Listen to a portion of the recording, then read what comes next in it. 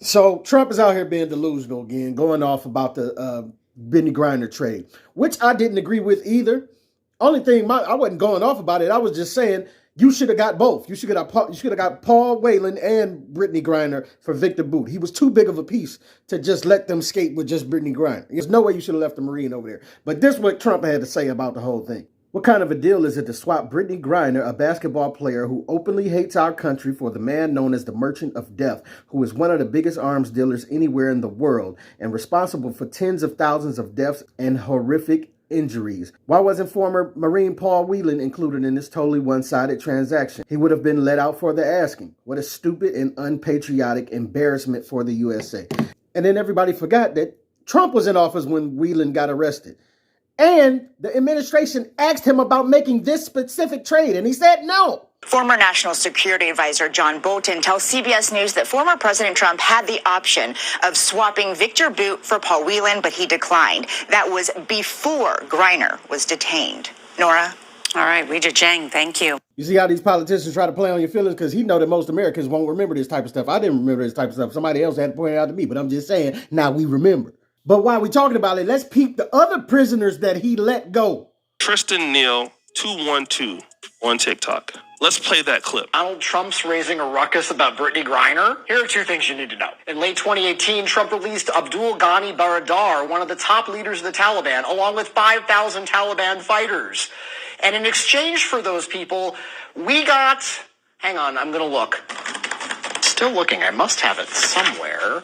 Nobody. We didn't get anybody back for them. Number two, former U.S. Marine Paul Weyland was arrested in Russia in December 2018. Donald Trump was president until January of 2021, so this wasn't just on Joe Biden's watch. And we're going to clear up a few discrepancies so we can get all the way to the truth. But Mullah Abdul Ghani Baradar was released from prison in 2018 by Pakistani officials after pressure from the U.S. government under the Trump administration.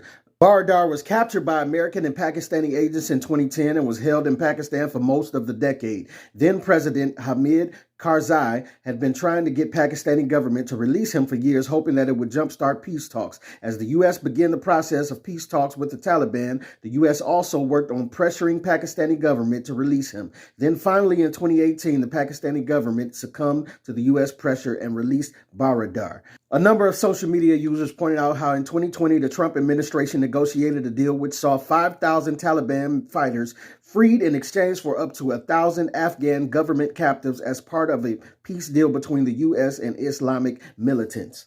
So as you can see, the truth of the matter, he flat out lied. He had a chance. They brought the opportunity to him to make this exact trade for Victor Bout and Paul Weyland, and he said, no, I shall not. But in another case, he released all of these 5,000 soldiers, Taliban soldiers, and it's got my Abdul, like, come on, bro. And then you want to get on here and preach to the public. You're trying to hype these people up. You're trying to hype your supporters up and act like nobody remembers some of the things that you have done and said. And then furthermore, let's get into them calling Brittney Griner, saying she hates the U.S., because apparently this became a trending topic after she got out of jail when people didn't like the trade that we seen. I didn't like the trade, but I kept wondering, what is this hates U.S. thing? So I started looking it up. And you know what I found?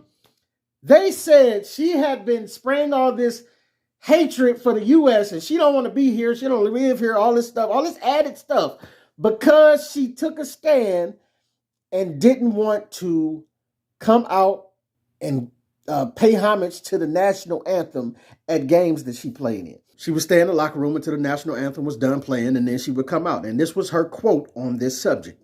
I honestly feel we should not play the national anthem during our season. I think we should take that much of a stand. I don't mean that in any disrespect to our country.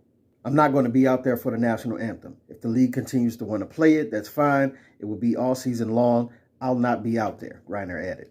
I personally don't think it belongs in sports. Black people didn't have rights at that point, Griner said of the creation of the Star-Spangled Banner. It's hard disrespecting a song that didn't even represent all Americans when it was first made. And this is what y'all took and said that she hates America, and she went on this whole spree of, I can't stand America, I don't want to be here, all these added words that you put in her mouth. What she said was what she said. And let's be real, the Star Spangled Banner it wasn't written for black folk. It has some very controversial lyrics in it. The lyrics that we don't sing because they have chopped those out of the game version of it. But the extended version, the original version, talked about killing slaves and all. Okay, I'm gonna play it for you. It's racist. It doesn't represent our community. It's anti-black people. Huffman is referring to the third stanza, which includes the lyric, "No refuge could save the hireling and slave from the terror of flight or the gloom of the grave." She says some interpretations conclude that the lyrics celebrate the deaths of black Americans. And just look how the news anchor cut it. She says some interpretations conclude the lyrics celebrate the deaths of black people. Yes, it does. That's clearly what it does. But y'all still want to try to tiptoe around. I'm sure Native Americans feel some type of way about the United States still celebrating Thanksgiving, which is the holiday of Christopher Columbus slaughtering their people. I'm sure they still feel some type of way about that. But do we care? No, we just fry turkeys and get fat on Thanksgiving anyway, right? But I'm going to go a step further. What if there was a song created about the untouchable community and the horrible things that they went through, our brothers and sisters went through in that ordeal?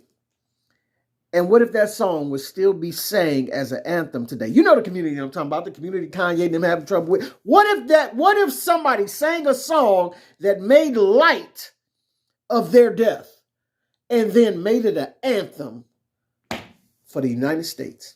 Would it still stand as an anthem? There's no way that song would still stand to this day because it's disrespectful. I understand the tradition of things, but I also understand if that tradition wasn't a good thing, then why should we continue it? You know, we can't look at the tradition of Thanksgiving and then just disregard the Native Americans' feelings about it.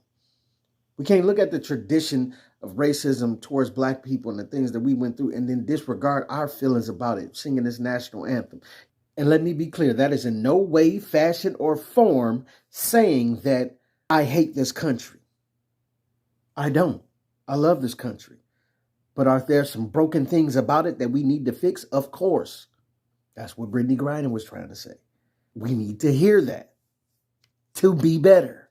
It's like looking at the women and saying, you know what? It was a tradition to sell y'all off into marriage without you having no choice about it. But we don't care that you feel some type of way about it. We just gonna keep praising that old tradition that we did back in the day. You know, it wouldn't make sense to women. Got to meet us halfway in understanding if some of these traditions need to be broken. Trump is still busy vilifying Joe Biden for this terrible trade, as he called it, when Trump then had the opportunity to do the same thing, and he has declined. You understand what I'm saying? So, and then he talks about about the merchant of death who's responsible for tens of thousands of deaths and horrific injuries. And my man O'Shea Dew Jackson pointed out that America has been doing that. We've been in the business of death and destruction and chaos. Remember when he says that, that Russian arms dealer has killed tens of thousands? So has America. Millions in foreign lands supporting corrupt regimes just so that America can get their resources. We can talk about how America supported Samuel Doe in Liberia when Samuel Doe was killing his own people. America had no problems with that. In fact, America was giving arms to Liberia. $500 million for him to be a tyrant. All right? Message. Remember Charles Taylor? Yeah.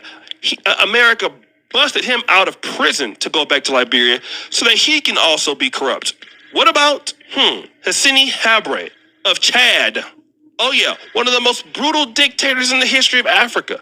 One who supported him and gave him arms to oppress his own people? You guessed it. The United States of America, Ronald Reagan, did it in the Cold War. Didn't care. Just like Donald Trump don't care about his own people. And Trump don't care about his own people, nor do Biden. Let's keep it real. Both sides don't care about our people. And listen, Biden showed you this. When he was running, he told Charlemagne, he said, if you don't vote for me, you're not black. But then as soon as he was elected, the first law he made was for Asian people. And he made this law at a time that police were killing black people at an astronomical rate for nothing. Stop Asian hate and all of that, and stop killing Asian people. What happened to the black people? I have yet to see a black law that Biden has provided for us. But, you know, they love lying to us, hyping us up about certain things and getting us going about certain things. I blame both parties. Both parties is this, that, and the other. But if you want to defect from both parties, I don't really know where that leaves you, because it's like, if you don't go Republican, you don't go Democrat, then you're going independent like this. You tell me who independent has won a race. I mean, you got to take the good with the bad. One or the other is going to do good and bad, and they all going to do good and bad. You just got to pick the lesser evil. I mean, I get it if you're trying to defect, but I don't know where it really gets us. Tell me what you think about this whole debacle with Trump, and if he was right, if he wasn't right, or whatever. Get at your boy. Let me know what you think. Put something in the comments for your boy.